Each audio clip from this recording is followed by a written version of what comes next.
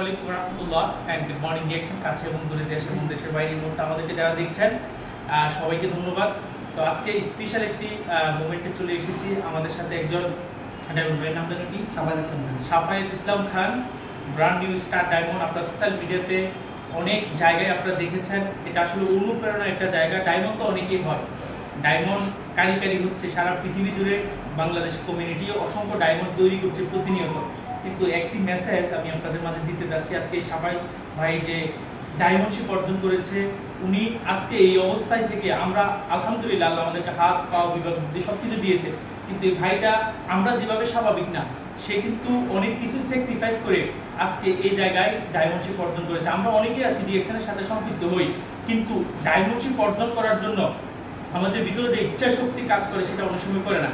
কিন্তু ওই ভাইয়ের আজকে অনেক কিছু কম থাকার পরও আল্লাহ রাব্বুল আলামিন ওনাকে কবুল করেছে এবং ওনার ইচ্ছা শক্তির কারণে আজকে উনি ডায়মন্ডশিপ অর্জন করেছে। এবং উনি আজকে এই ফেনী অফিসে যে কথাগুলো বলছে, যে লিডারের সাথে আমাদের মনোনীত দাদার সাথে যে কথাবার্তা হচ্ছে, যে এখন বলতেছে যে আমার এখন আর বসে থাকার সময় নাই, আমি আমার অ্যাচিভমেন্টের জন্য, আমি সেরা কিছু করার জন্য আমি নিজ থেকে এগিয়ে আসতেছি। তো ভাইয়ের কাছে আমি 30 সেকেন্ড জানতে চাচ্ছি ওনার যে অনুভূতি, স্পেশালি আমি ওনার সাথে দেখা করার জন্য আজকে এখানে এসেছি। ওনার অনুভূতিটা শেয়ার করেন ভাই।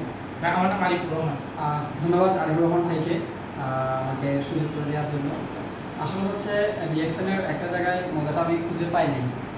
আজ থেকে 6 মাস আগে ফেনীতে শিল্পকলা একাডেমিতে একটা প্রোগ্রাম ছিল, যেখানে আমি অ্যাটেন্ড ছিলাম।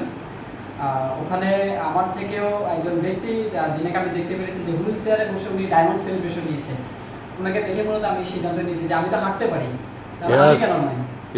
তারই ধারাবাহিকতায় আমি যতটুকু দেখলাম যে ডিএক্সএনের ডায়মন্ড ছাড়া কোনো বিকল্প নাই, এবং আজকে আরও নতুন কিছু জানতে পারলাম, শিখতে পারলাম যে আমি মনে করি প্রত্যেকটা ব্যক্তির পক্ষে সম্ভব, যদি সবাই সবার নিজ নিজ জায়গা থেকে যদি সিদ্ধান্ত নিতে পারে, ইনশাল্লাহ আমার মধ্যে এরকম একটা অবস্থানে না, আমার চেয়ে আরও বেটার অবস্থানে যেতে পারবেন।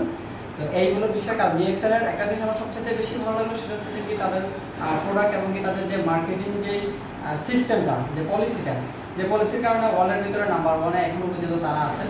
তো তারই ধারাবাহিকতায় DXL number 1 company, number 1 marketing এবং নাম্বার 1 প্রোডাক্ট। তো আমি সকলকে বলবো যারা এখন সিদ্ধান্ত নিতে ভুগছেন, আপনারা খুবই দ্রুত সিদ্ধান্ত নিয়ে আসেন। ধন্যবাদ সবাইকে। জি, অসংখ্য ধন্যবাদ সবাইকে। আজকে ভাই থেকে আমরা মেসেজ পেয়েছি। বিষয় হচ্ছে, আপনি কারো সফলতা দেখে আপনি মনে মনে হিংসা না করে তার থেকে আপনি কি শিখতে পেরেছেন সেটা নিজে থেকে নিয়ে এবং কনফিডেন্স তৈরি করে, সফলতার জিত তৈরি করে একটা নিজের মধ্যে সবসময় কম্পিটিশন রাখবেন, যে ওই ভাই যদি পারে তাহলে আমি কেন পারবো না। এটা হচ্ছে কম্পিটিশন, জেদ তৈরি করা, এমন না হিংসা করছি। তাহলে এই ভাইকে দেখে আপনারাও এরকম একটা সিদ্ধান্ত নিতে পারেন যে ওনার থেকে অনেক কিছু আমাদের শেখার আছে। ইনশাআল্লাহ আমরা মিলেমিশে সবাই একাত্রিত হয়ে কাঁধে কাঁধ মিলিয়ে হাতে হাত রেখে ইনশাআল্লাহ সফলতা অর্জন করবো। সবাইকে ধন্যবাদ, ভালো থাকবেন সবাই। আল্লাহ হাফেজ, আসসালামু আলাইকুম।